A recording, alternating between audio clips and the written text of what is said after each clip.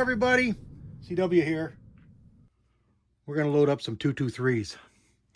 I've actually got started already. What we've got here is some new federal cases, American Eagle cases, once fired.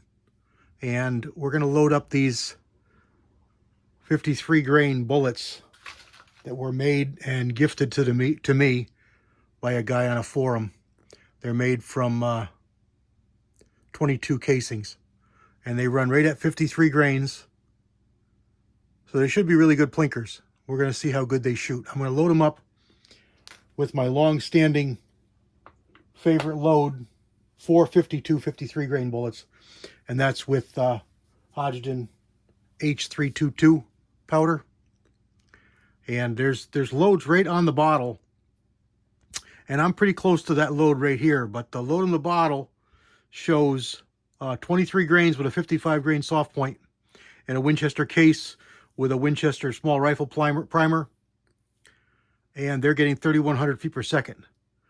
We're loading 31.5 grains with a 53 grain bullet, and that's my long-standing load. I believe 24 and a half or so is a maximum load. So we're under max, and I've been told you shouldn't push these too hard, so that should work out really good. And I've got all these cases already prepped. They've already been sized. They've already been primed.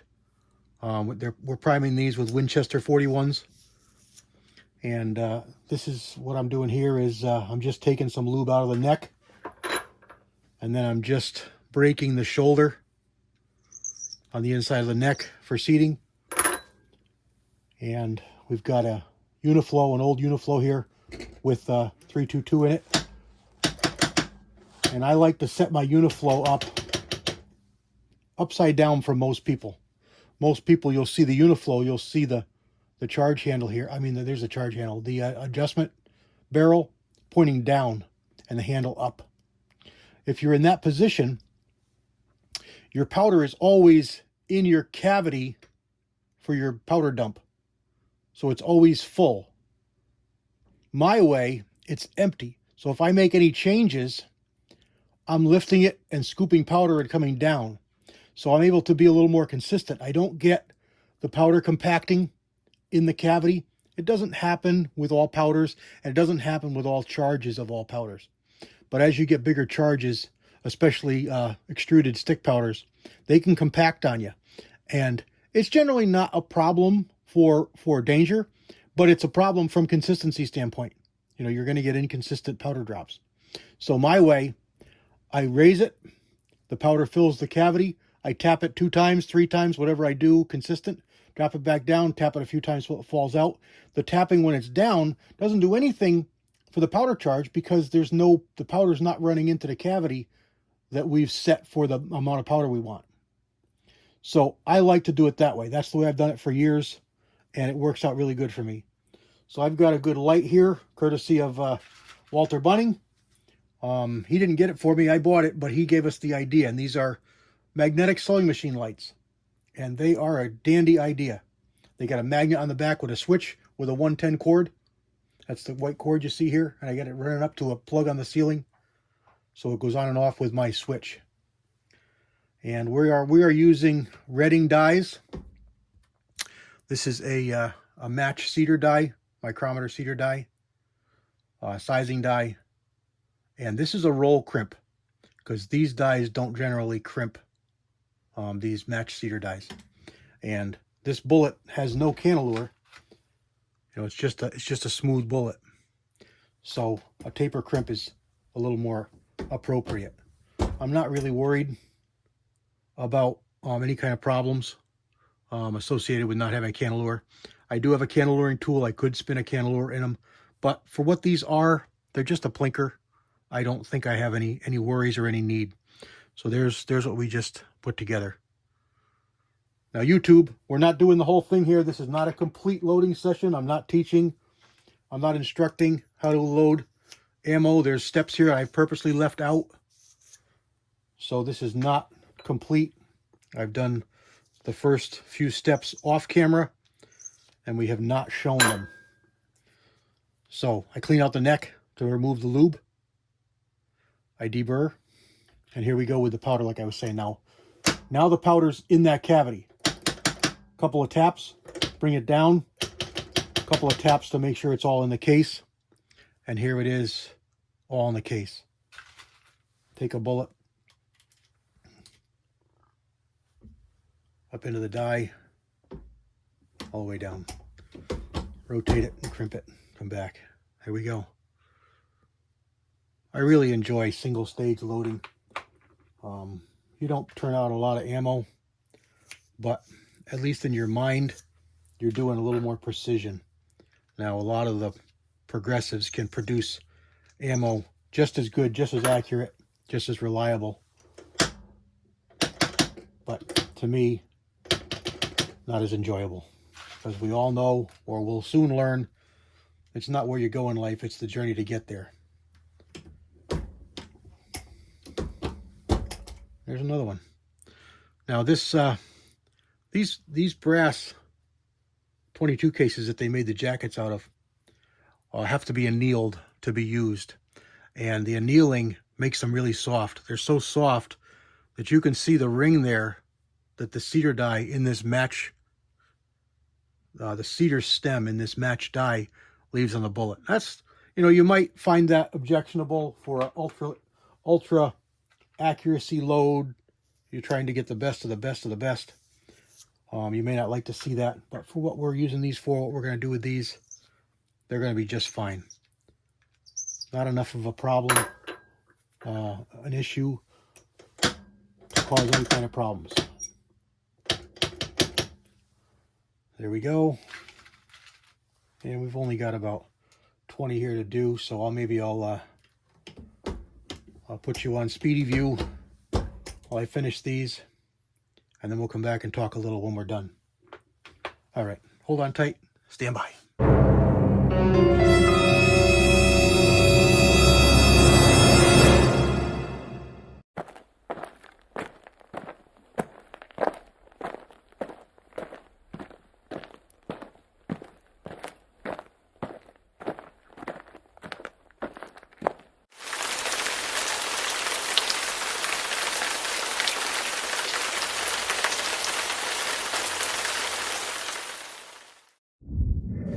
And here we go. Here's the last one. So this is just a old case prep tool. I believe it's a Lyman. RCBS makes them. A couple other companies probably make them. Frankfurt Arsenal, I'm sure, has something. But that's an old Lyman. And it's just threaded with the same thread. What is it, 832? Whatever the brushes are. And that's just a nylon brush. And what I do with it, that's a 35, I think. I just wash it after every time I use it with brake cleaner. I just spray it down with brake cleaner over the garbage can, and it cleans it right up, takes all the lube off it, and it starts off fresh again. This end has been rounded off, so it doesn't have any problems on the inside. And there we go. I'm using a Lyman, what do they call those?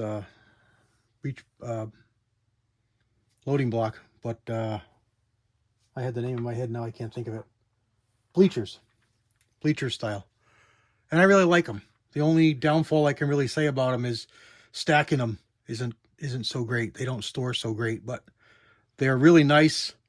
I keep one on my bench in my bag, and I've been using it on the range, and I really like it. I wish that they would make, or I wish somebody would make a box like this with a lid, so you could literally use it as a loading block. So you could take it right to the range with you, open the door, you open the lid, and have all your ammo right there. And you could write right on here some kind of a, some way you could, a smooth front, so you could write on it what it is, and then clean it off.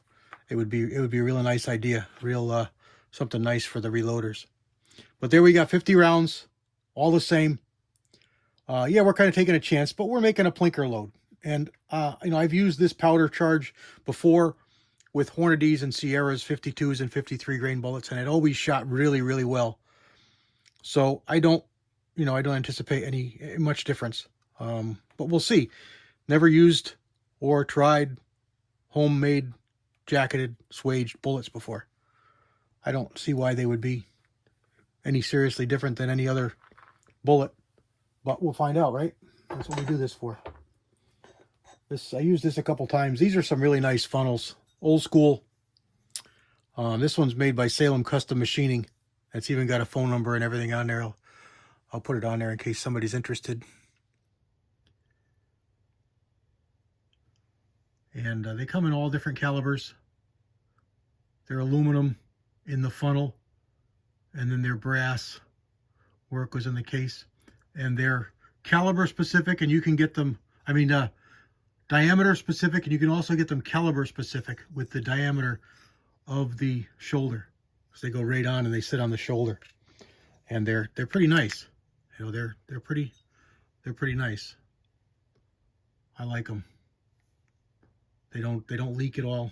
And I've got them in 4 calibers. I needed 35, they didn't have them. So I got 22, 6mm, 6.5, and 30. And then I used the plastic ones. Here's a keepsake from my father.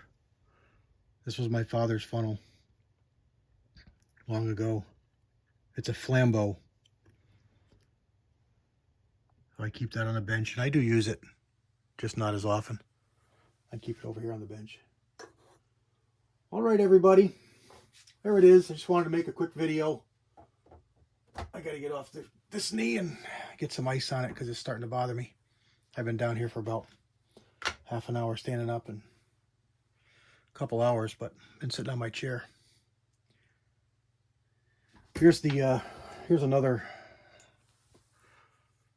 Redding, RCBS Uniflow. And this is the normal way. Now when you get these micrometer barrels on here, they're too heavy. They won't stay up. You know, they won't stay up.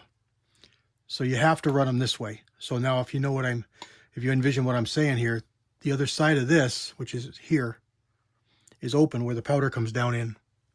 So when you lift this up, powder comes out. So if you make a powder change, so you dump this, let's say you're loading 308, you know, you want 40 grains of powder.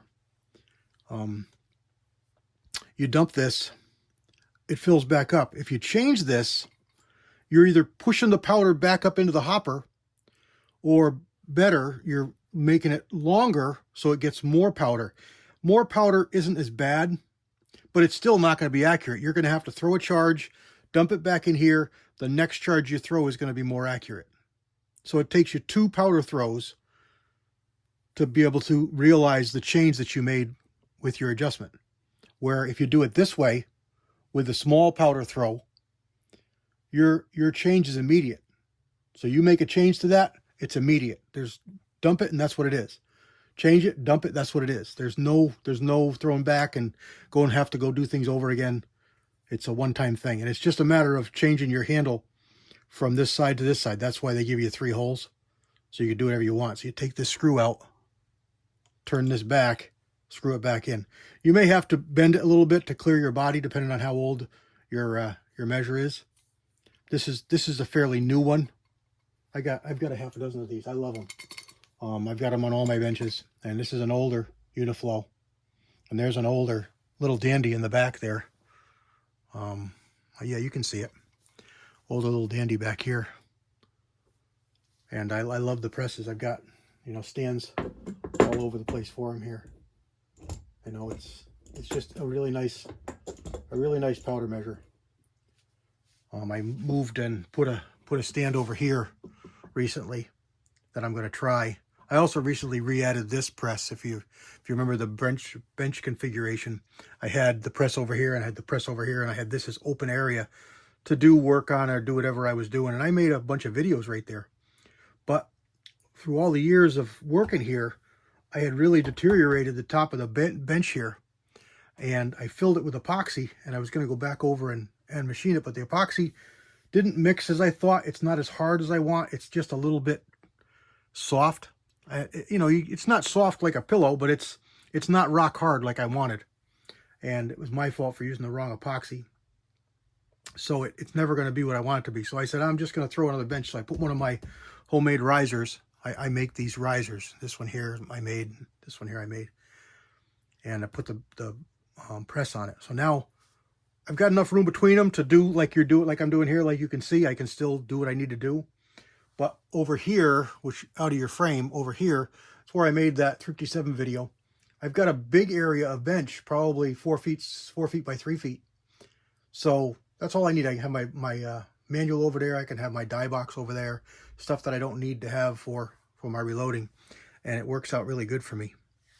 So that's just a change that I recently made. And I'm kind of working around it. This is brand new to me. I've never had them out here. I had it out a little bit farther, and the powder would fall on the ground if it came out. And I like to have a bowl. I like these Pyrex bowls, glass bowls, and I put them underneath the powder measure. So anything that comes out, falls, drops, powder-wise, goes in here, and I can throw it right away, or I can harvest it as scrap powder that I use for fertilizer on the lawn. All right, everybody, I've rambled enough. This was just some 223s I wanted to load up, and I wanted to bring you along for the ride. Thanks for coming along. God bless everybody. CWI.